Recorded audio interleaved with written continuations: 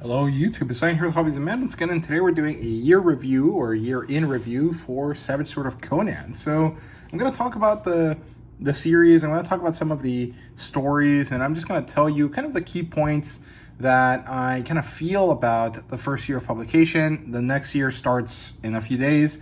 If I manage to put this up on Tuesday, the next Savage Sword should be up on Thursday, so I'm cutting it a little close, but basically I just want to talk about the series a bit in the same way that I talked about the mainline story when it reached 12 issues, right? So hopefully this is interesting. I might say things that you guys disagree with, so feel free to do so and tell me what you think down in the comments. So yeah, here we go. We have the Savage Sword of Conan #1. This one was signed by Jim last year when I went to Howard Days.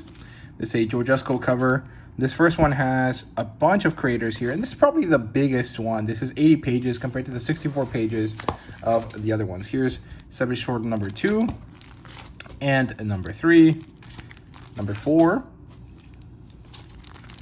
#5, and #6. And that's 1 year of publication because these books come out once every 2 months, more or less. It depends. Sometimes I think... Actually, I think they all did come out around that time properly, so it wasn't a big deal. There was no issues with the publication, right? But at this point, I think it's been almost 3 months since issue 6 came out, but I can't remember exactly. So what is there really to say here? So Savage Sword is a anthology collection. It's not in continuity, which means that all of these stories technically happen at some point in Conan's life, and you can kind of place them more or less in which, like, job description Conan had, right? Like, you know, this is when Conan was a young boy, this is when Conan was a reaver, this is when Conan was king, and stuff like that. But you can't really say exactly when. You don't have to put it in the chronology of Conan, right? It doesn't have to fit between the stories that Howard wrote. So this is kind of just all over the place. And it also features characters that are not Conan, right? Yeah, mostly we had Pat Searcher doing Solomon Kane, but there was a few issues where we had Dark Agnes and John and John, both of them, Conrad and Kirwan, and we had El Borak, right? And this one specifically, I think this one has a Dark Agnes story. And I can't remember what the last one did. And we have a kind of rotating cast of creators and artists and you know, writers. But there are a certain level of mainstays, right? So Joe Jusko does some covers here and there. I think he's done 2 so far in the first year, and he'll do 2 more for the next year. Alex Hurley is probably the one that mostly does the covers. This is Alex Hurley's artwork right here. I think he's done a cover for every single one of these, at least I think so. And maybe I'm wrong, but I'm pretty sure.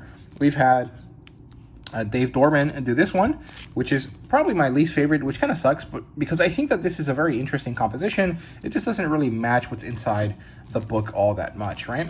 Rob Del Torre basically is going to become a staple of Savage Sword going forward. And of course, Jim shows up every couple issues to kind of remind us that, you know, he is here and he does stuff other than the main line, right?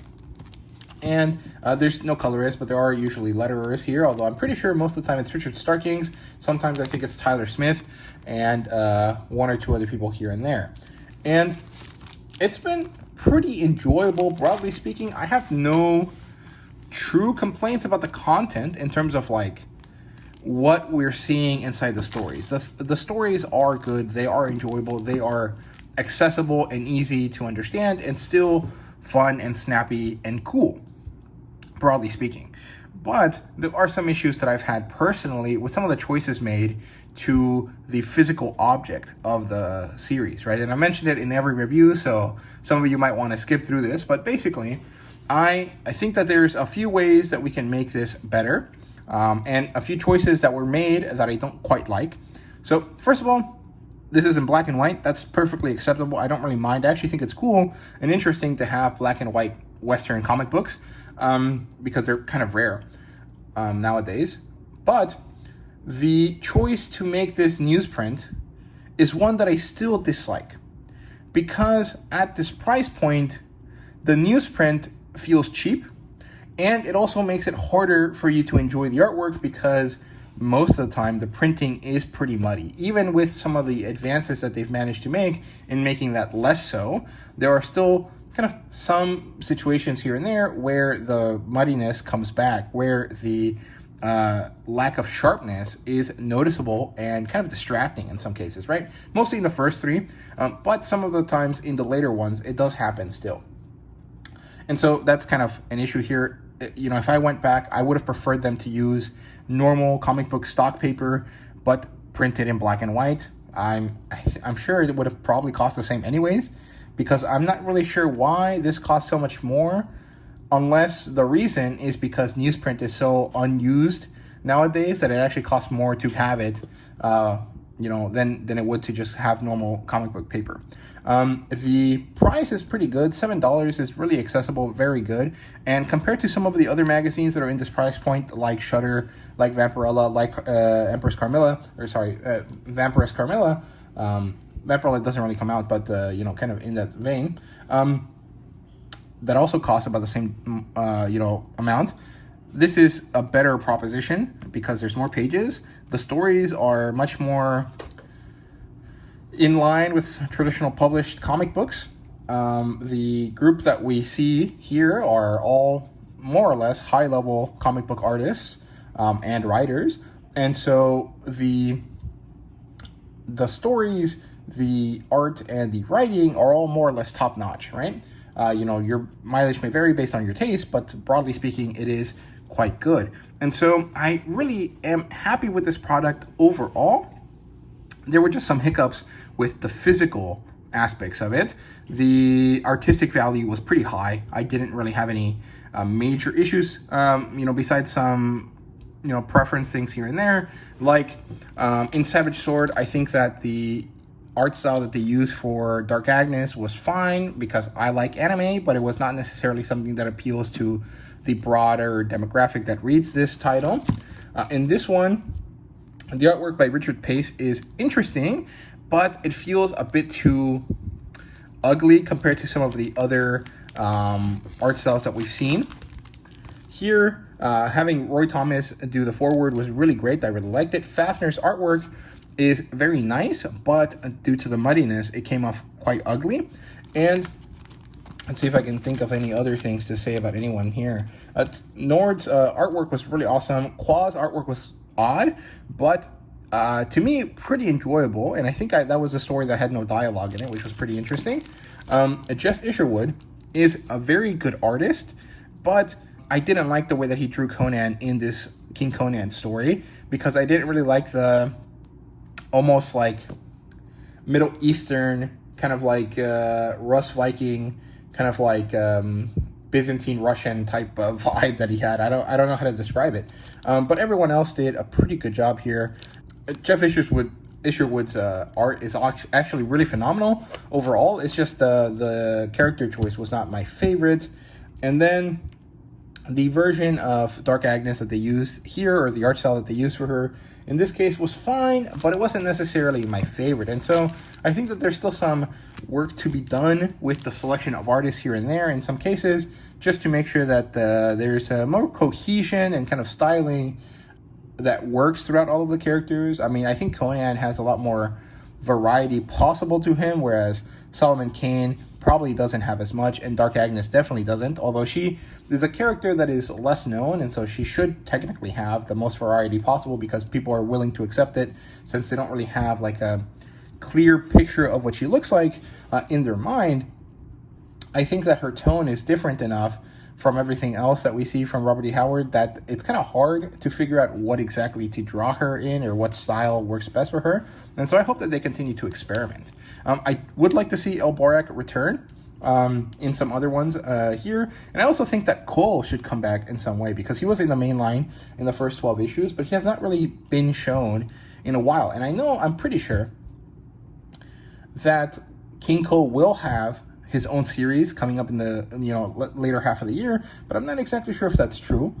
I'm pretty sure Sean made a post about it at some point, that there was some kingly series coming forth in this year, but I can't remember if that's entirely correct, right? And so I think at this point, I want to talk about stuff that I would like to see going forward in Savage Sword of Conan, because at this point, I think I've made it pretty clear that I enjoyed it a lot and I think it's cool. Besides some small issues here and there, I think it's time to talk about the future and what I hope to see, right? And what I hope to see is more articles, actually. I think that it'd be interesting to have some of the interviews or some of the research that Sean does for the Conan the Barbarian official YouTube channel to make its way to the magazine in some way, right? Maybe do an article about the movie, or maybe do an article based on Mark Finn's writings of Robert E. Howard about the history of Howard, right? Maybe have Jeff Shanks use this larger format to make a longer essay about some of the work that has gone into the archaeology or the kind of anthropology behind getting all of the stuff that we have of Robert E. Howard, right? And some of the real life history that affected some of the story, because I think that stuff is interesting. Maybe not everyone's going to like it. Maybe some people are going to say, this is a comic book. Why are you doing this stuff? But I think that the magazine format and the fact that there is supposed to be some writing here and there in this magazine would benefit from stuff like that. And that's kind of in general for in terms of essays. I think maybe something like Wendy Pini talking about her interest in Red Sonja, the fact that she worked with Frank Thorne as his like cosplay girl when they did what's it called, conventions back in the day, and then her process to doing ElfQuest would be interesting to see in a magazine like this. I don't necessarily know that would work for this magazine specifically, unless she did a story maybe featuring the Children of the Night, because that kind of fits her style of art. So like stuff like that maybe doesn't work exactly for this, but I think that there are certain female creators that have worked on or have ties to Conan and Conan properties or Conan related things that would like to see make their way onto the magazine, right?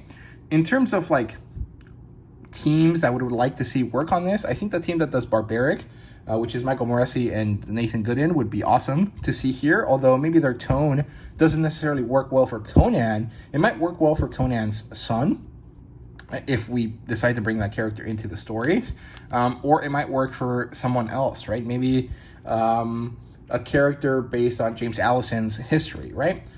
Because he can go back in time and kind of see generic memories of his ancestors. So maybe one of those characters that we don't know too much about, but we have a good understanding of, broadly, could do well with Nathan Gooden and Michael Moresi's kind of like funny, irreverent style, right?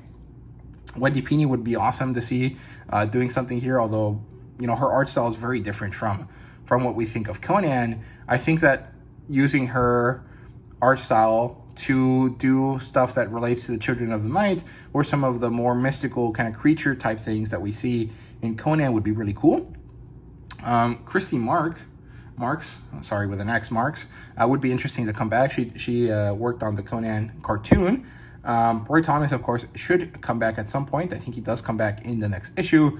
And I would like to see Benito Gallego, who works on the Tarzan comic strip, make a debut on Savage Sword. I think that'd be really interesting. But beyond that, I'm not really sure who else needs to come back. I just think that there is a distinct lack of articles in this, magazine that I think would do or would be interesting to see. Other than that, there really isn't too much else. I think that the way that the magazine is being made, the content that is being put in is, broadly speaking, quite well curated.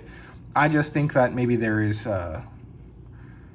it's not even room for improvement. It's just kind of like variety that I think would be interesting to see, right? So, yeah, I think this is more of a ramble conversation than it is like a proper review. So I don't think there really is too much else to say. Let me know what you think down below.